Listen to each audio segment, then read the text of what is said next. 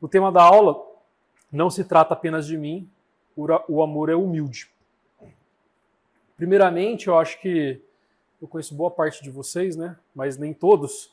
Então eu queria me apresentar um pouquinho, rapidinho aqui. Essa aqui é minha família. Sou casado com a Larissa. Tenho a Manuela, de 8 anos. O Matheus, de 6 anos. E a Melzinha, de 2 anos. Eu sou casado com a Lari fazem 12 anos. E estamos juntos há 20 anos. Temos crescido bastante tempo, bastante junto. Eu trabalho aqui na igreja, na área de comunicação, fazem 13 anos e tenho migrado um pouco o meu ministério. Tenho saído um pouco da área de comunicação e ido um pouco mais para a área de pastoreio. Atualmente eu estou com o ministério de casais e com ministérios de eventos aqui da igreja. E tem sido um privilégio poder liderar essa família, cheia de desafios, como qualquer outra família, né? Mas é muito bom estar na frente e poder liderar eles. O texto que a gente vai estar em cima dele hoje é 1 Coríntios 13, 4, que diz: o amor não tem inveja, nem se vangloria e não é arrogante. Então esse aqui é o texto base. Cada aula que foi ensinada aqui ficou em cima do texto de 1 Coríntios 13, né? Então a minha aula ficou em cima desse assunto. Bom, vamos lá. Quando a gente... Tô bem diferente da foto, né? Bem mais novo, bem mais magro. Minha esposa continua bonita do mesmo jeito. Essa foto aqui foi quando a gente casou e se vocês têm o álbum de casamento de vocês, se vocês têm a foto, né? É muito bom que dá pra gente lembrar daquele momento, né? E quando eu lembro do casamento, eu achava que eu sabia alguma coisa sobre casamento, né? Por ter crescido aqui na igreja, por ter visto tanto conteúdo, né? Escola bíblica, curso de aconselhamento nupcial que tem antes de se casar e todo um monte de coisa. Eu falei, acho que eu estou pronto para me casar, né? E muitos de nós entramos no casamento dessa forma, né? Nós pensamos que sabemos muito sobre relacionamento conjugal, ou sabemos um pouco, né?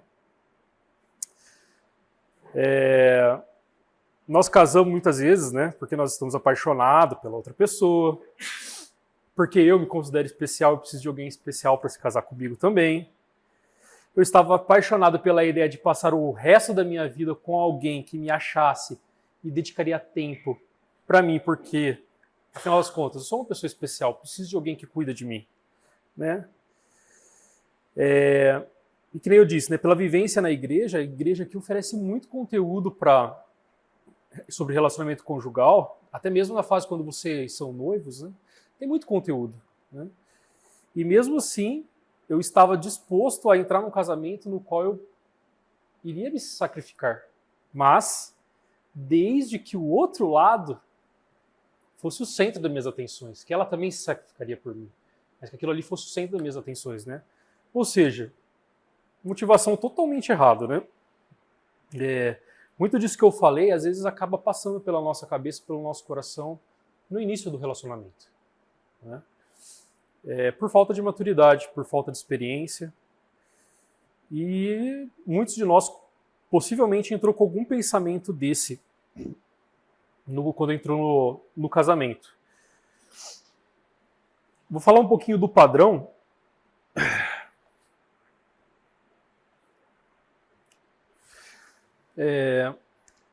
Eu trouxe uma bexiga aqui, que eu acho que o texto bíblico ele fala muito bem disso daqui, da questão quando a gente, né?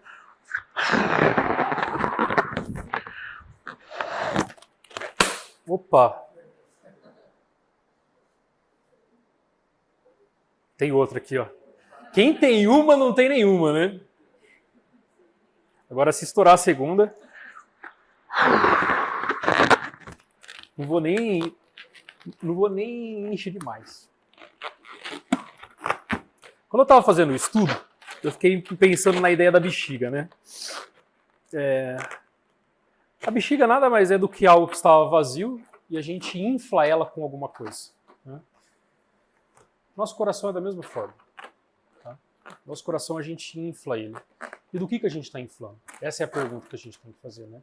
O texto aqui, a gente vai passar por ele, e ele fala bastante dessa questão. Porque o verbo traz essa ideia do encher-se. Mas encher-se do quê? Né? Então a gente vai ver isso aqui para frente, daqui a pouquinho. Então a ideia do padrão que a gente tem, que a gente é um padrão que a gente vai se inflar de alguma coisa. Mas do quê? Né? A nossa essência pecaminosa e a nossa configuração padrão é de nós sermos arrogantes por natureza. Né? Esse é o padrão que nós somos. Né? O autor coloca aqui a ideia de por trás de algum dos textos escritos na Escritura, como um orgulho... Opa, peraí que eu pulei aqui.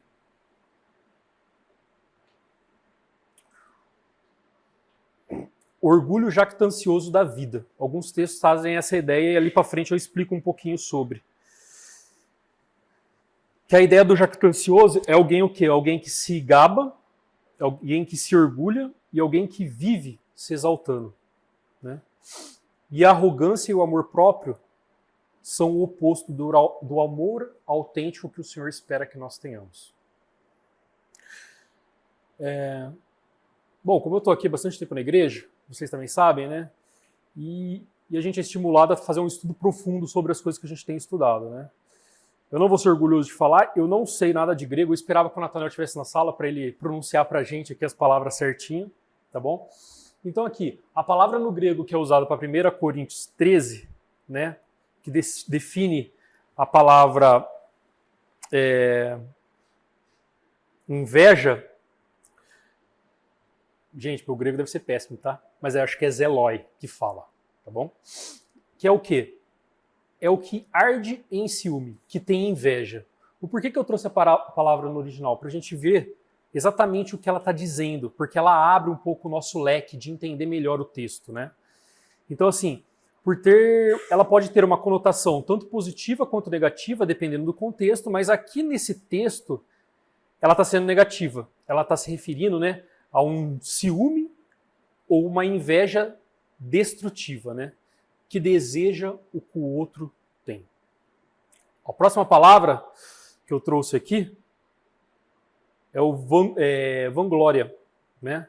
Que a palavra se lê perrevetai, alguma coisa assim, tá bom, gente? Que se diz o quê? É um verbo raro na Bíblia que significa agir de forma ostentosa, gabar-se, jactanciar-se. Implica em mostrar superioridade com palavras ou atitudes. E mais uma palavra aqui, que é o arrogante, que é a terceira palavra ali do versículo, né? Que é o fusiotai, que é o que se ensoberbe, que é arrogante. Então ele é do verbo, literalmente a tradução é o quê? Se encher-se de vento. Né? Usado por Paulo frequentemente, esse verbo, ele costuma descrever a arrogância espiritual dos coríntios. Né? O interessante é que esse verbo ele aparece 7 vezes no Novo Testamento, e 6 das vezes que ela aparece nessa carta. Então é algo que realmente que a igreja de Corinto tinha um problema em lidar, né? Então era um problema que eles tinham de orgulho. Que é a palavra, né, encher-se de vento. Romanos 12, 3 diz: pois pela graça que me foi dado, digo a todos vocês, ninguém tem de si mesmo um conceito mais elevado do que deve ter, mas pelo contrário, tenham um conceito equilibrado, de acordo com a medida da fé que Deus lhes concedeu. O texto aqui está falando o quê? Para a gente não ter um conceito mais elevado do que realmente nós somos. Né?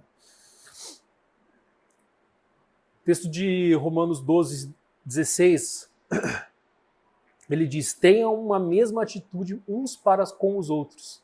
Não sejam orgulhosos, mas estejam dispostos a associar-se à pessoa de posição inferior. Não sejam sábios aos seus próprios olhos. O texto aqui nos orienta a não ser sábios também pelos nossos próprios olhos, né? Se a gente deixar o nosso coração, o padrão, nosso coração que eu falei no começo ali, que ele é um coração arrogante, certamente ele vai agir de uma forma com que não vai agradar a Deus. E dessa forma, se a gente levar o nosso casamento com um coração dessa forma, possivelmente nós teremos diversos problemas no nosso relacionamento. Porque nós não estaremos praticando o amor verdadeiro.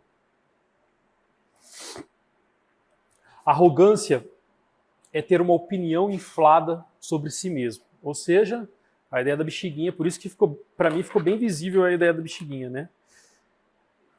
Que é quando a gente tem um olhar a mais do que a gente realmente é, né? O vangloriar-se é fazer com que os outros saibam dessa opinião. Então, assim, eu sou arrogante, e o me vangloriar é saber para as pessoas saber que eu sou assim. E nós, todo mundo aqui, anseia por um reconhecimento e por alguma coisa importante, né? Nosso trabalho é assim também. Quando nós estamos trabalhando, nós queremos reconhecimento. Dentro do lar, quando nós fazemos alguma coisa, nós queremos ser reconhecidos, né? O meu coração, pelo menos, é assim. Muitas vezes eu estou lá fazendo alguma coisa, eu espero que eu seja reconhecido. Eu espero que a Larissa fale assim, nossa, que bom que você, de fato, não só lavou a louça, mas que você limpou a pia, que você deixou bonitinho, né? Não, a gente deve fazer as coisas não por isso, né? Não esperando o reconhecimento, né? Mas a gente faz isso por instinto, né? Pelo nosso coração pecaminoso, a gente acaba fazendo isso. Assim, eu não sei quem tem um problema com o carro para abastecer. Eu sei que acende a luz. Eu sei que tem alguns modelos de carro que apita, tá? No caso o meu acende a luz, ele apita também. Lá em casa a gente tem um carro só, né? Então a gente compartilha o carro. Algumas vezes eu pego o carro, ele já está aceso, já está apitado. Piscando não. Mas assim, eu não sei quanto tempo esse carro vai demorar para parar, né? Eventualmente, quando isso acontece comigo, eu falo para a Larissa, o carro acendeu a luz em tal lugar, então sabemos que ele anda mais um tanto. Eu sei que meu carro anda mais ou menos 50 km. E às vezes eu pego o carro, ele está vermelho, ele está já fez barulho, eu não sei, eu vou um pouco na fé, vamos ver até onde vai, mas assim, eu deveria parar no posto, certo? Gente, já aconteceu algumas vezes de eu não parar no posto, eu não saber quanto tinha e o carro parou, né? Tragédia. Tem que correr atrás de um galãozinho, pedir ajuda, terrível. Mas vamos imaginar aqui que você pega o carro, vamos imaginar até que sua esposa tem o carro dela, tá? Você vai lá, você pega o carro da sua esposa, você vê que o carro está exatamente dessa forma. Tá? Não estou querendo dizer aqui que são as mulheres que deixam o carro ficar dessa forma, tá? De forma alguma, né? A gente homens também deixa dessa forma. A gente pega o carro dela, tá dessa forma aqui, a gente vai até o posto de gasolina, enche o tanque do carro, calibra o pneu, né? Dá uma olhada no carro, que afinal de contas o carro não é só andar, né?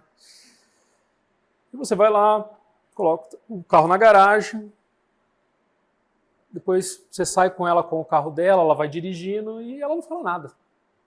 Você está ali do lado e você faz aquela pergunta: seu carro precisa de gasolina? Bom, a gente sabe que o carro precisa de gasolina, né?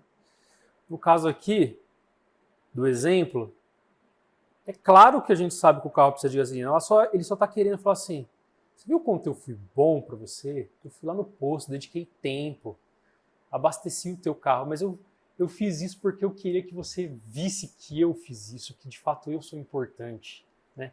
Que essa atitude minha é importante. Gente, a gente pode não fazer isso com o carro, mas a gente faz isso com outras coisas na nossa vida. Quando insistimos no senso inflado da nossa importância para que o nosso cônjuge reconheça o quanto nós somos maravilhosos, estamos mais longe possível do amor. O amor, ele é a dedicação ao outro sem receber nada em troca. Muitas vezes eu me pego em casa fazendo alguma coisa e fazendo alguma coisa comum do lar, ajudando, por exemplo, para quem tem filho sabe como que é, roupa. Não sei o que acontece, né? A roupa das crianças ganha uma proporção gigante. Aí você vai lá dobrar a roupa, ajudar com a questão da roupa. Fala, tô sendo bom, vai rolar até um elogio, mas não vai rolar, às vezes não rola o elogio, e não tem problema não rolar o elogio. É bom que rola o elogio? É bom. Mas não tem problema que não role o elogio, porque assim, né, eu não tô fazendo pensando em receber algo em troca, né? Na verdade, eu tô fazendo porque eu estou comprometido com o bem do meu cônjuge, do meu parceiro, né, da minha parceira. Eu estou disposto a sacrificar-me porque você é importante para mim, né? Mas também é verdade que elogiar, ele é importante, igual eu falei para vocês. Todos nós precisamos de elogio para nos sentirmos incentivados pela pessoa que nós amamos, né? Quando você casou com sua esposa, quando você casou com seu marido, você casou com ele porque você o ama, né? Quando você casou com ele, por mais que algumas convicções sobre o seu casamento você não tinha certeza de como seria, mas você estava casando porque você amava ele, né? E se a gente for olhar o que a Bíblia nos ensina sobre amor, né, sobre o sacrifício de Cristo, é bem difícil a gente exercer isso por nós mesmos, né? Porque o nosso coração não é um coração que quer elogiar, nosso coração não é um coração que quer incentivar o nosso cônjuge, nosso coração é um coração no qual desejo o melhor para mim, né? Não para o meu cônjuge. Muitas e muitas vezes eu faço alguma coisa que eu penso assim, nossa, eu fui egoísta. Eu deveria ter deixado isso para a Larissa, que era mais fácil talvez de fazer. Ou eu deveria ter pegado a parte mais difícil para ter feito do que ter deixado para ela fazer, né? Vamos ver o texto de Efésios diz: nenhuma palavra torpe saia da boca de vocês, mas apenas a que for útil para edificar os outros, conforme a necessidade, para que conceda graça aos que ouvem, né? Então, assim, a gente pode, em vez de usar palavras duras, né, palavras secas, a gente deve usar palavras, né, que conceda graça ao nosso cônjuge, né? Conceda amor a eles, né? Um casamento dificilmente irá prosperar sem que o marido e a esposa incentivem um ao outro com entusiasmo. Eu posso dizer para vocês assim que eu tenho uma dificuldade grande de fazer isso. Não é natural para mim incentivar a minha esposa pelo que ela já tem feito, pelo quanto ela tem se dedicado nas coisas. Não é algo natural para mim fazer isso. Eu tenho que me esforçar, né? Eu acho que cada um de nós deve se esforçar para incentivar o outro, né? Para que o outro tenha entusiasmo, né? Vocês entendem aqui que isso aqui é um ciclo, né? Quando a gente incentiva, né? Quando a gente trata com amor, quando a gente não é arrogante, ele é um ciclo que no qual quando a gente trata bem, a ideia da gente ser tratado bem também ela vai acontecer, né? Mas daí você pode me perguntar, mas e se meu cônjuge ele é arrogante, né? Eu devo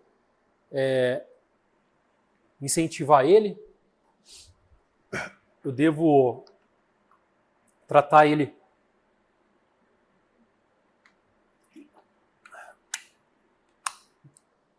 com incentivos no sentido dele se sentir entusiasmado? Porque assim, se meu cônjuge é arrogante, talvez se eu elogiar ele vai ficar mais arrogante ainda, né?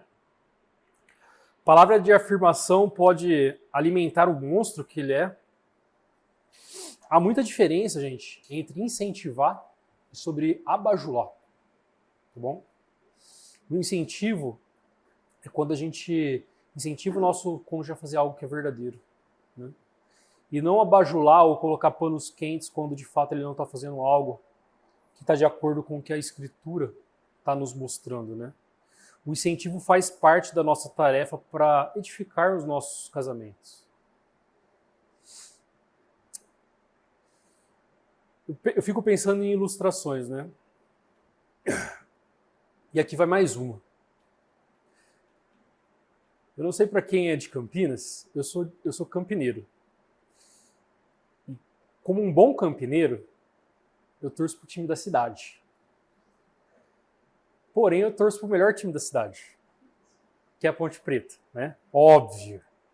Tem gente que não vai concordar comigo, mas tudo bem, não tem problema nenhum. O que tem a ver com futebol, aula, gente? Não tem nada a ver com futebol, mas é um exemplo aqui que eu acho que é interessante. A Ponte Preta é um time daqui de Campinas, não sei se todo mundo é aqui de Campinas, mas aqui em Campinas nós temos 2 times, né? Temos o time da Ponte e temos o Gianluca só torcendo o nariz aqui. E temos o time do Guarani, certo? Eu sou ponte pretano porque meu avô era ponte pretano, meu pai é palmeirense, não tem nada a ver, mas eu fui por influência do meu avô, dos meus primos, eu sou ponte pretano. Gosto de acompanhar a macaca quando ela está bem. Faz tempo que eu não faço isso, porque dificilmente ela está bem. Mas isso aqui foi um jogo final da Sul-Americana. Não lembro o ano. Mas eu estava nesse jogo aqui. E assim, quando você vai num campo de futebol, vê uma partida, tem algumas coisas que, no mínimo, se você for um cristão, vai te chamar muita atenção. Tá? A primeira coisa que me chama atenção e eu fico assustado, que é a quantidade de palavrão que uma pessoa consegue falar em tão pouco tempo, né? Quantos adjetivos ele dá para um juiz, para um jogador, numa frase tão pequena. Isso é uma das coisas que me desmotiva estar no estádio, tá? Fora mais um monte de outra coisa, violência, drogas, enfim. Até porque a torcida da Ponte não é uma torcida muito elitizada, digamos assim, né? Uma torcida difícil de lidar. Enfim, mas tem uma coisa que me chama a atenção. A forma com que a torcida incentiva o time. O time pode estar jogando mal.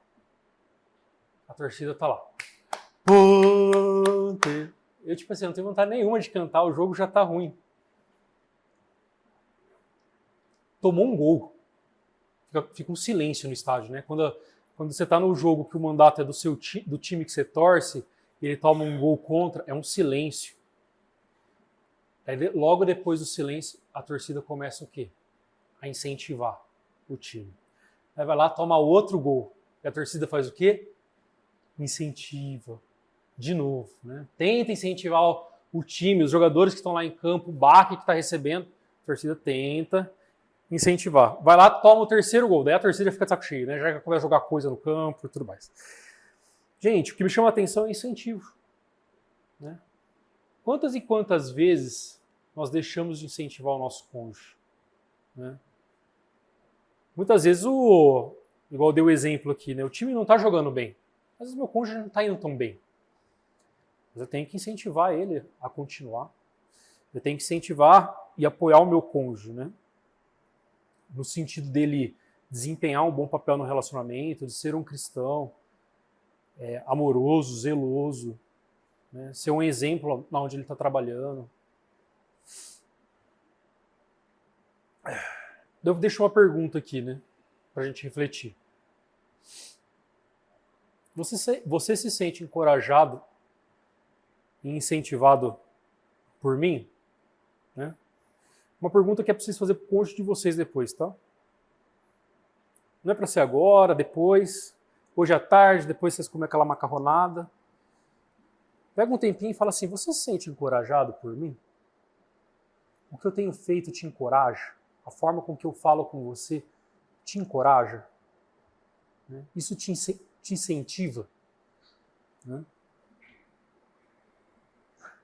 Talvez algumas respostas vão ser meio dolorosas, tá? Mas eu acho que é importante esse desafio, né? Aqui eu falo que existem alguns níveis de conversa, né? Conversas mais rasas, conversas medianas, conversas mais profundas. Isso aqui é uma conversa profunda. Você está expondo alguma coisa que o seu cônjuge está sentindo, perguntando o que ele está sentindo, tá? Então isso aqui é um excelente exercício para você fazer no seu lar.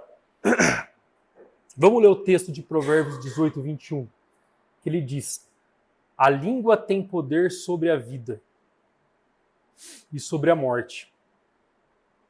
Os que gostam de usá-la comerão do seu fruto.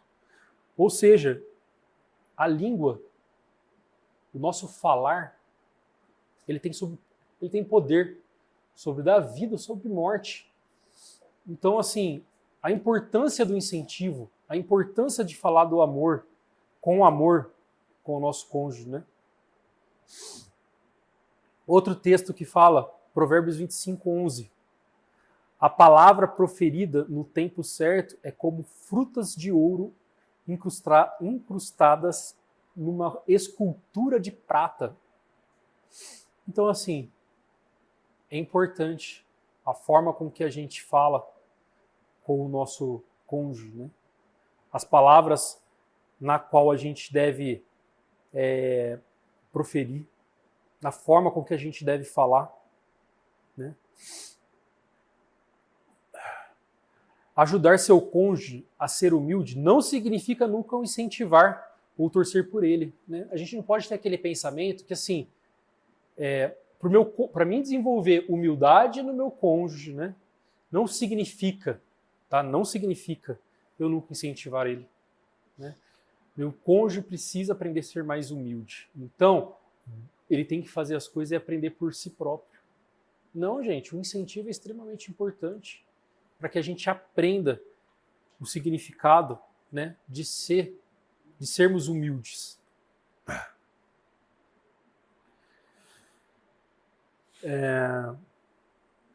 Fazer uma pausa aqui. Eu expliquei um pouquinho ali, falei um pouquinho sobre a minha trajetória. Eu nunca ensinei em EBD para adulto. Então, assim, se eu estiver falando muito rápido, vocês dão uma... Tá? Está tudo bem? E eu também, assim, espero que dê tempo de eu chegar no final do slide, não 10 horas, mas sim no horário certo, né? Então, tô aprendendo aqui, gente. Vamos lá, vamos aprender juntos, né? Nós precisamos olhar e explorar o que a Bíblia nos ensina sobre humildade e como nós devemos buscá-la, né? Humildade não significa ter uma baixa avaliação de si, mas uma avaliação correta, né? Ser humilde não significa a gente olhar para a gente de uma forma mais baixa, no sentido de ter uma avaliação ruim de nós mesmos, né? Uma coisa inferior, mas que a gente tenha que ter uma avaliação correta de quem nós somos e de quem o Senhor espera que nós sejamos, né? Devemos entender nossos dons e nossas habilidades e entendermos de onde vem isso, né?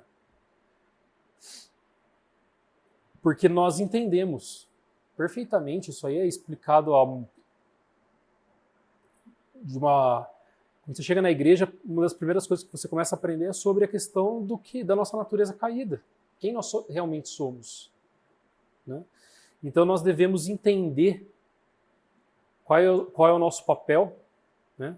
Quais são as nossas habilidades, quais são os nossos dons e de onde vem isso?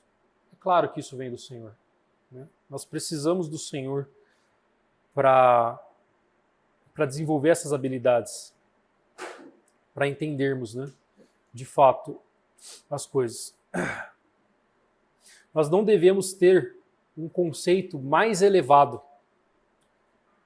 do que realmente nós somos, mas também não tão baixo de quem nós somos. Deus espera que tenhamos uma avaliação correta de nós mesmos. Quando mais compreendemos essas coisas, mais produzimos humildade em nós.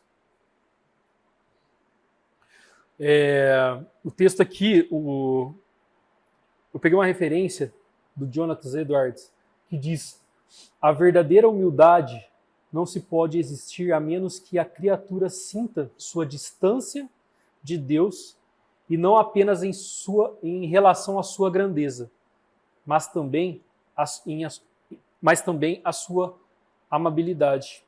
Em outras palavras, o quê? Deus, ele é infinitamente maior e mais amável do que a gente. A gente tem que aprender do amor do Senhor com Ele mesmo. A gente só vai aprender do verdadeiro amor com o próprio Senhor, né? O amor verdadeiro, gente, não está no nosso coração. O objetivo do casamento sempre foi a unidade. Deus fala que o homem e a mulher deixaram seus pais e se apegarem uns aos outros. Se apegar um ao outro, né? Ao fazer isso, ele se torna de dois um só, a unidade. A unidade nunca irá acontecer em um casamento sem humildade.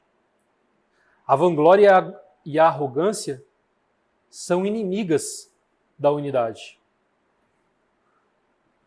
E quando nós deixamos os nossos pais, né, e se tornamos uma só carne, né, nós se tornaremos de dois um, que nem eu já disse. E o oposto de unidade é a autonomia e a independência. Vivendo uma vida dessa, logo nossos casamentos serão uma solidão. Se nós desejamos e vivemos o nosso casamento de forma independente, de forma autônoma, nosso casamento vai ser um casamento solitário. Não vamos ter a pessoa amada do nosso lado, né? Viver um casamento de independência, né? Cada um faz as suas coisas, não interfere um na vida do outro. Eu faço as minhas coisas que cabem para mim fazer, você faz as suas coisas para fazer. Gente, o casamento foi feito para viver juntos, né? O texto aqui fala, né, que o casamento, o texto que eu li aqui, o objetivo do casamento é o quê? A unidade. É dois, um só. É aquele texto que muitos jovens falam, né? Tamo junto. Casamento é isso, gente. Tamo junto.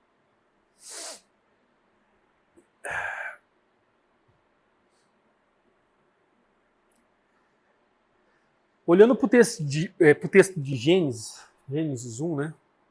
Em cada estágio da criação, Deus foi falando, né? Ele foi declarando.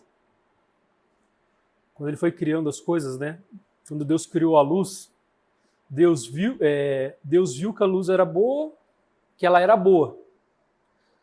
A parte seca Deus chamou de terra e chamou mares e o conjunto de águas. E Deus viu que ficou bom. E árvores cujos frutos produzem sementes de acordo com cada espécie, Deus viu que ficou bom. E separará a luz das trevas, e Deus viu que ficou bom.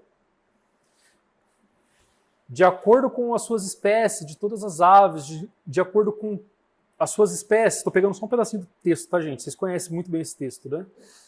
E Deus viu que ficou bom. E os demais seres vivos da terra, de acordo com as suas espécies. E Deus viu que ficou bom. E no texto no qual Deus está se referindo ao homem, né, Gênesis 2:18, então o Senhor declarou: não é bom que o homem esteja só. Farei para ele alguém que o auxilie, que o corresponda.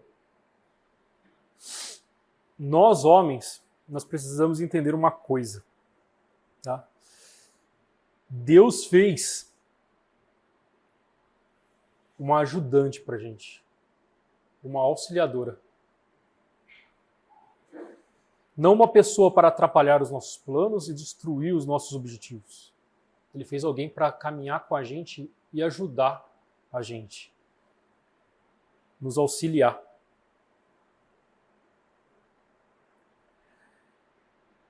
A unidade surge no casamento quando o que une o casal é mais importante do que as suas diferenças.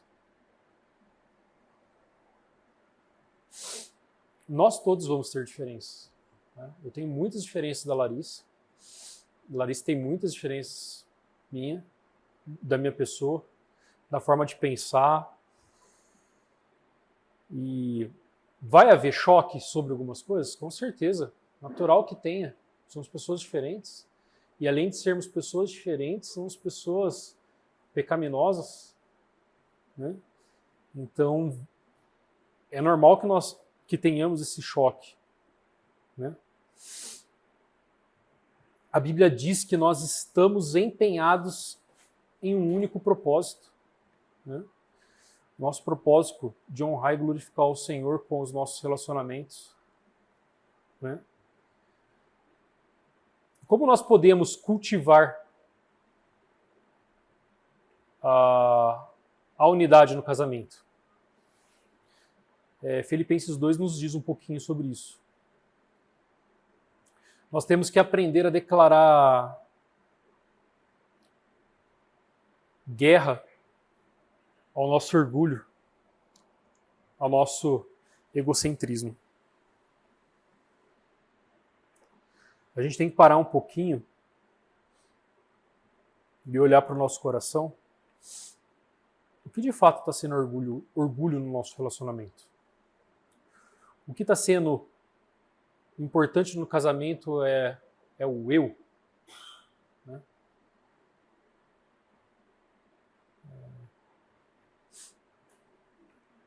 No começo Só deixa eu acabar esse raciocínio aqui. No começo do nosso casamento, lógico, né? 23 anos, extremamente imaturo, eu ficava com um bico por cada coisa. A forma com que você falou, você deixou de fazer isso. E eu não sei o quê. Que hoje eu falo assim, eu lembro que eu ficava de bico por essas coisinhas. Né? Por quê? Meu coração era muito orgulhoso. Eu estava pensando o quê? Só no eu. Né? Não estava pensando na minha esposa, estava pensando só no meu. Porque para mim isso é importante. Bom, eu tinha falado aqui para vocês então que segundo Filipenses 2, ele nos dá um pouquinho do roteiro, né? De como nós podemos cultivar a unidade no nosso casamento e fazer com que o nosso casamento não seja orgulhoso, né? Filipenses 2, 3 e 4 diz: nada faça por ambição egoísta ou por vaidade, mas humildemente considerem o outro superior a si mesmo. Cada um cuide não somente dos seus interesses, mas também do interesse dos outros. Né? Então aqui o texto fala o quê? Para a gente não fazer por uma ambição egoísta, né? Nem por vaidade, mas fazer humildemente, né? Considerando o outro superior. Né?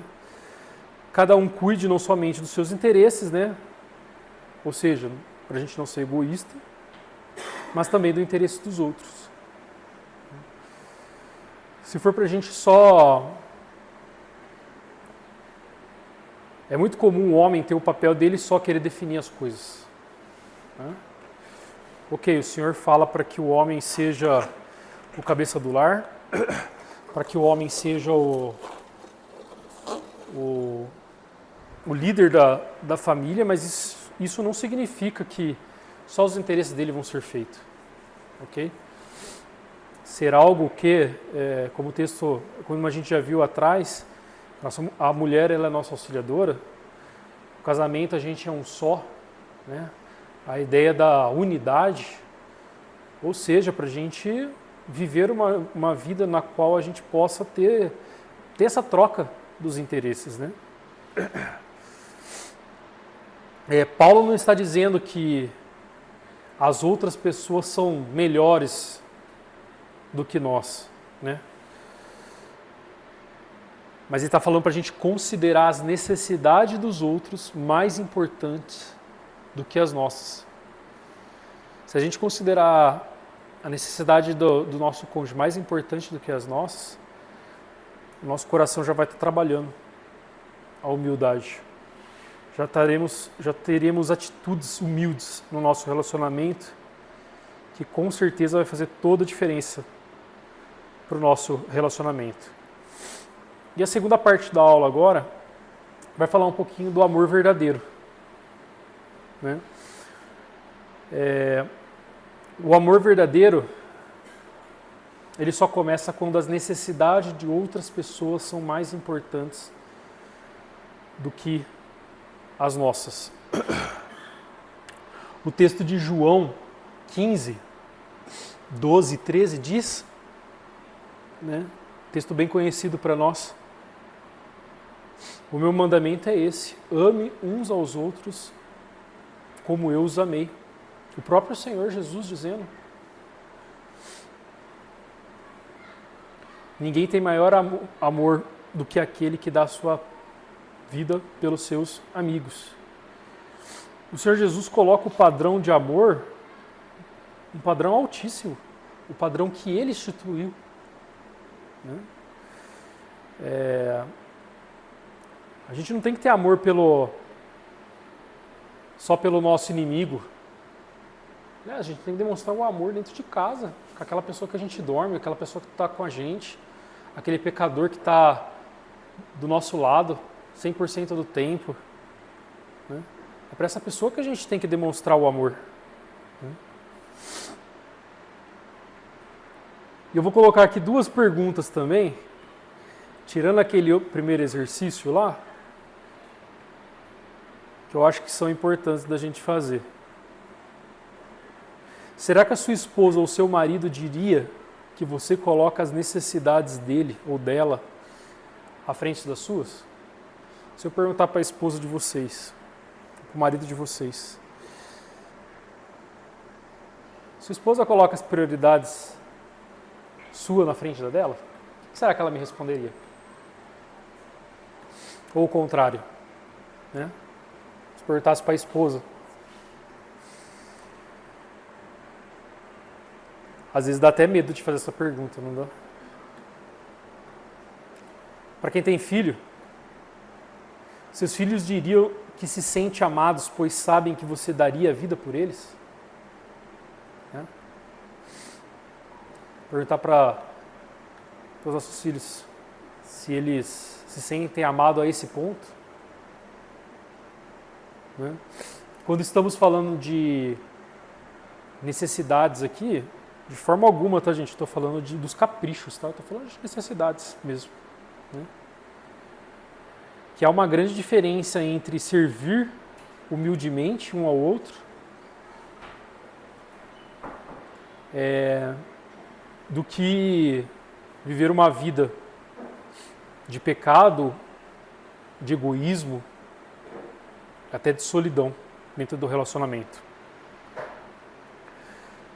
Ao procurar servir seu cônjuge, a maneira como você o faz deve se basear no que é melhor para ele ou para ela a longo prazo. Nem tudo vai ser de imediato. Tá? Vai ter coisa que vai acontecer que vai ser ao longo do tempo.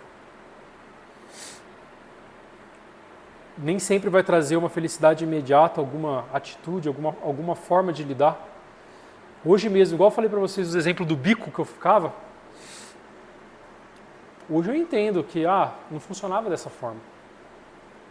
Mas a longo prazo, com 13 anos de relacionamento, eu consigo ver muita coisa que foi trabalhada no meu coração, né? Foi servido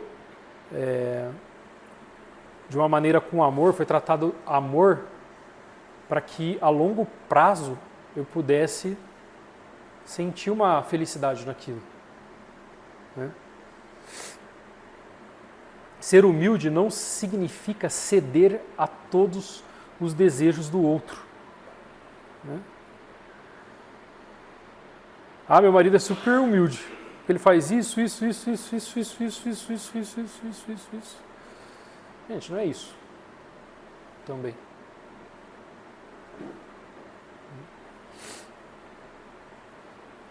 Senão a gente fica com um homem que só ele tem as atitudes, só ele tem as decisões. Hoje a gente tem dentro de casa o famoso homem banana, que não toma nenhuma, que não tem nenhuma atitude, que não tem nenhum desejo. Né? Pergunta para o homem, o que você acha disso? Ele fala assim, é melhor perguntar para minha esposa o que ela acha. Porque o coitado não tem nem opinião própria mais. Mas significa colocar as necessidades dela à frente das suas, né? Ou a necessidade deles à frente das suas. O chanceler do Seminário Teológico Reformado colocou uma frase: a humildade é a chave para a alegria no casamento e em todos os nossos relacionamentos. Daí, a chave para a vida, para uma vida de alegria, o tipo de alegria que Paulo está falando aqui, né?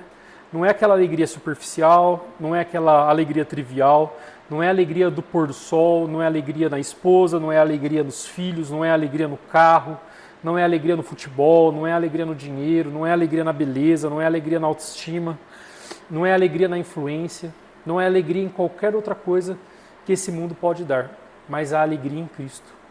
A chave para uma vida de alegria é um deslocamento de nossa atenção de nós mesmos para o outro, centrado em Deus, baseado no Evangelho e capacitado pela graça. A alegria que devemos ter é a alegria de saber que estamos em Cristo Jesus, que o nosso coração foi transformado pelo Senhor. Não que as outras coisas não sejam legais, né? Mas ela não deve ser a alegria principal.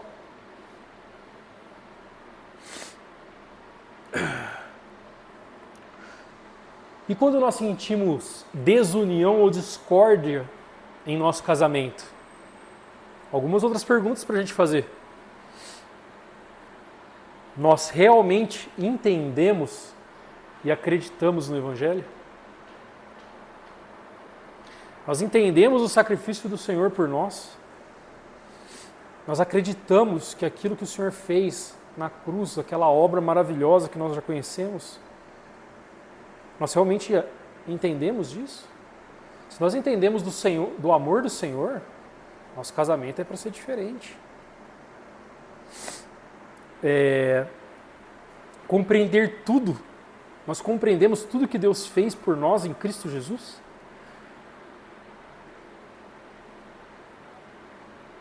Entendemos seu amor por nós, sua graça derramada sobre nós, sua misericórdia, sua compaixão.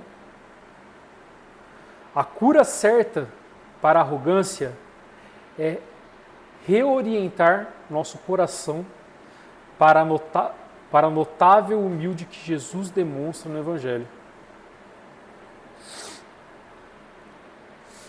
O Senhor Jesus, no Evangelho, demonstra ter um coração humilde. O próprio Senhor Jesus se entregou por nós, morreu. Ele deu a vida dele no nosso lugar. E não existe um plano ou alguma coisa que a gente pode fazer para que a arrogância seja eliminada no nosso coração num piscar de olhos, tá? Eu peguei uma foto minha, coloquei lá pro ChatGPT e falei assim: cria uma capa de um curso para eliminar a arrogância. Ele modificou minha foto, deixou eu bem diferente.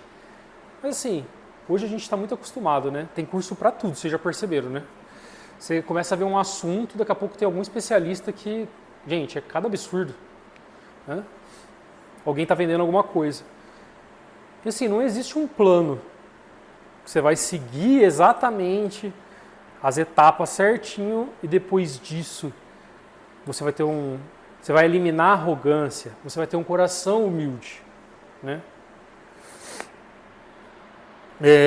E não há atalho, né, para que o nosso coração se torne um coração humilde.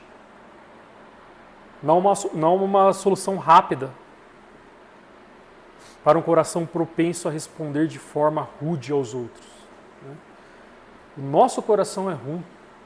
O nosso coração é pesado. Então, assim, não tem um curso que a gente vai fazer que vai concluir o curso, sou uma pessoa menos arrogante, né? Fiz aqui todas as aulas online e sou uma pessoa menos arrogante. Não. É um processo. Muitas vezes é um processo extremamente dolorido. E a gente vai falar um pouquinho disso. Deus realiza uma obra de graça em nosso coração quando nós nos humilharmos diante dele e dedicarmos tempo a ele.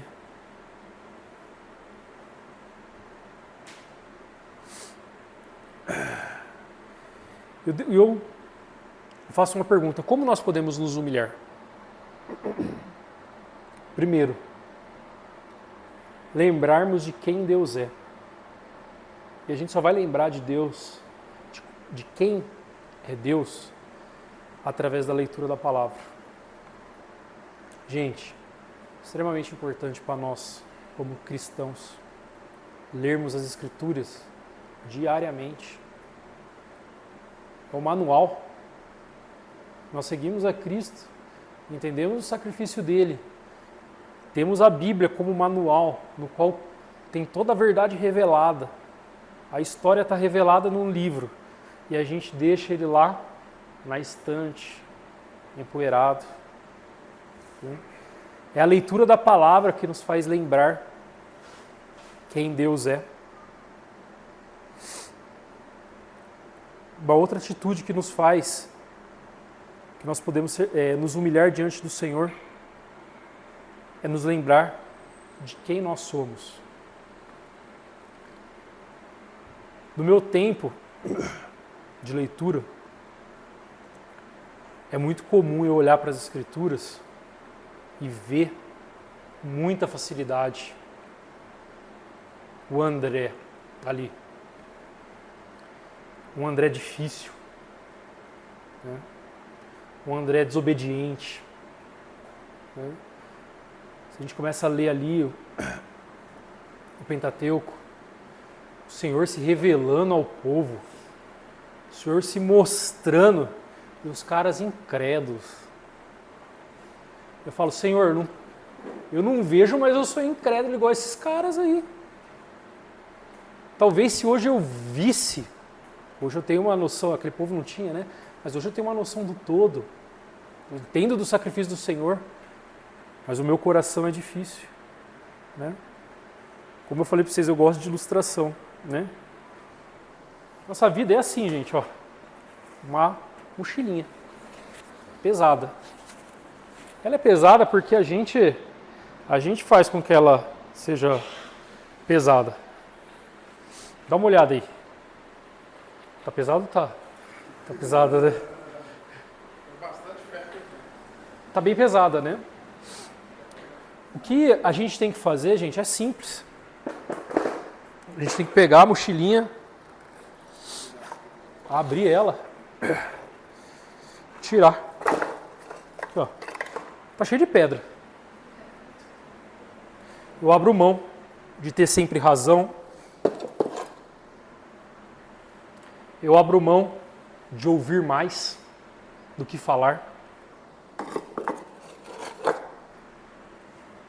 Eu abro mão, eu peço desculpa sem tentar me justificar.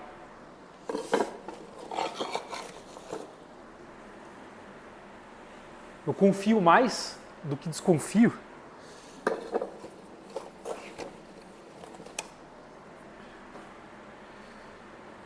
Eu reconheço um erro, por mais que ele doa.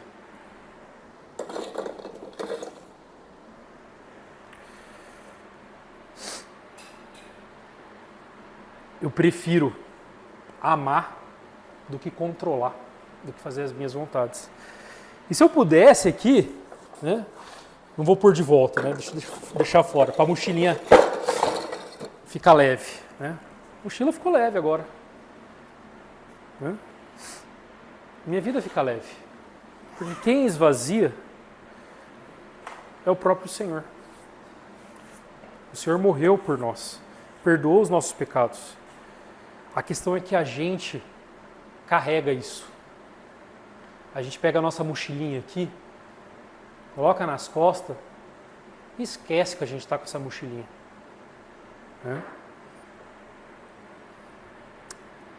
Então, convido você a abrir tua mochilinha e vai tirando as pedrinhas. Né? Fiz uma lista enorme de coisa aqui.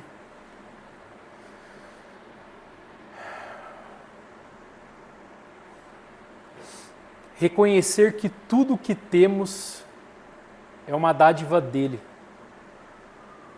Ter um coração grato. Reconhecer que tudo que nós temos é o Senhor que tem nos dado.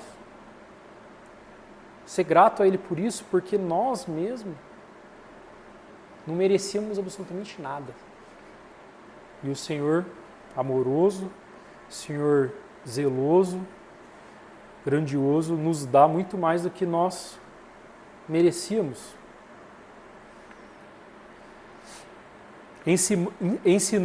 Ensinamos nossa alma a se gloriar nele. Ou seja, total dependência do Senhor para todas as coisas. Precisamos confiar no Senhor de total dependência para todas as coisas. Salmo 34, 2 diz: a minha alma se gloriará no Senhor. Obrigado, Paulo, esqueci da lista. Texto de Jeremias 9, 23 diz: assim diz o Senhor, não se glorie o sábio em sua sabedoria, nem o forte em sua força, nem o rico em sua riqueza. Mas quem se gloriar, glorie-se nisso, em compreender-me e conhecer-me, pois eu sou o Senhor, e ajo com lealdade, com justiça, com retidão sobre a terra, pois é dessas coisas que me agrado. Ou seja, o Senhor se agrada de quando a gente se gloria nele. No fim das contas, a humildade se manifesta por completo na rendição, em deixar ir, em desistir, em deixar com que o Senhor tome a frente. Lançamos a nossa preocupação sobre Ele, clamamos por isso. Confessamos novamente nossa total dependência do Senhor. E quando precisamos que Deus derrame a sua graça em nossas vidas, nós pedimos humildemente a Ele. E o texto fala o quê? Quando nós pedimos, Ele dá graça aos humildes. E no casamento nós enfrentaremos batalhas contínuas com as nossas paixões, e os desejos certamente nos levarão a ter brigas, a ter guerras, né? O texto de Tiago 4:1 fala de onde vêm as guerras e as contendas que há entre vocês. Não vêm das paixões que guerreiam dentro de vocês? Vocês cobiçam essas coisas e não as têm. Matam e a invejam, mas não conseguem obter o que desejam. Vocês vivem a lutar e a fazer guerras. Não têm porque não pedem. As guerras, gente, estão no nosso coração. Os desejos estão no nosso coração. Nós precisamos nos lembrar que nós não estamos lutando contra a carne, contra o sangue.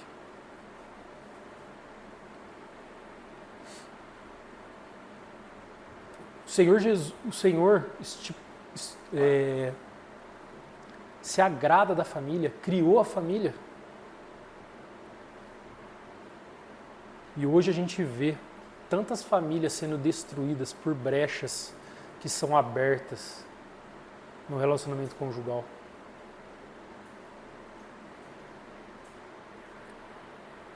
Devemos lembrar, nosso cônjuge, gente, ele não é nosso inimigo. O nosso inimigo somos nós. Somos o nosso próprio coração.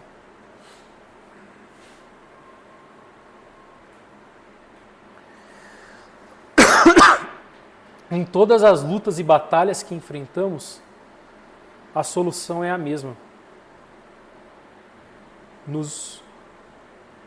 Nós nos humilharmos diante de Deus, porque Ele resiste ao soberbo, mas dá graça aos humildes. O texto de Tiago 4:6, Deus se opõe aos orgulhosos, mas concede graça aos humildes. Quando o casal é humilde de coração e se compromete a colocar as necessidades do outro à frente das suas próprias, a discórdia, a briga e a divisão, elas não sobreviverão ao casamento.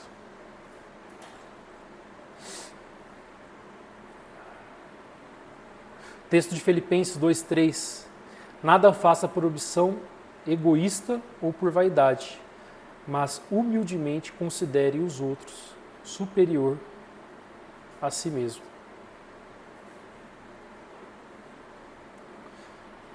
Bom, cheguei no fim da aula, eu até achei que ia acabar muito antes. Tá bom, vai dar tempo para sair um pouquinho antes. Quero deixar um desafio para todos nós, tá? Na verdade são 3. Desafio para a semana. Pratique um ato de serviço sem esperar um reconhecimento. Seja intencional. Essa semana eu vou fazer isso. Não vou esperar reconhecimento disso, mas eu vou fazer. Ok? Dê uma palavra de incentivo intencional ao seu cônjuge. Se o seu cônjuge está assistindo a aula junto com você, às vezes pode ser que ele perceba, fala assim, olha, acho que ele está fazendo o desafio que o André propôs lá na aula. Que às vezes o incentivo não é algo, faz parte do nosso dia a dia, né? E gente, ore todos os dias. Senhor, ensina-me a amar como Tu me amou. Que a gente possa demonstrar amor pelo nosso cônjuge da mesma forma com que o Senhor se mostrou por nós. Porque nós não merecíamos, nosso coração duro, nosso coração era egoísta, nosso coração é arrogante, e o Senhor nos amou. E assim devemos amar o nosso cônjuge. Queria orar para a gente finalizar. Senhor, muito obrigado, ó Pai, por esse tempo. Obrigado, Deus, porque a Tua palavra sempre nos ensina. Obrigado, Deus, porque o Senhor nos amou primeiro. O Senhor se entregou na cruz, ó Deus, para pagar os nossos pecados. O Senhor se entregou, ó Deus, por nós. Reconhecemos, ó Deus, o quanto nós éramos pecadores, o quanto nós éramos arrogantes. Ó Deus, obrigado por esse amor que o Senhor tem por nós.